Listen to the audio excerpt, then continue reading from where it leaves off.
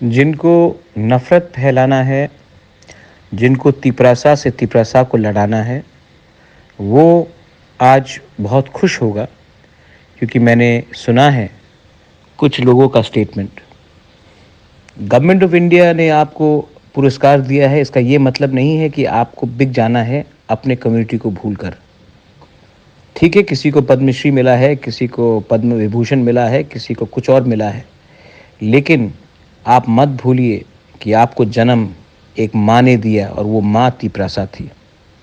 आपको एक अस्तित्व हमारे जाति से मिला है। आपने जो भी कहा है, मैंने सुना है, मुबारक हो। आप नफ़रत फैलाना चाहते हैं, भाई को भाई से लड़ाना चाहते हैं, परिवार को बाँटना चाहते हैं।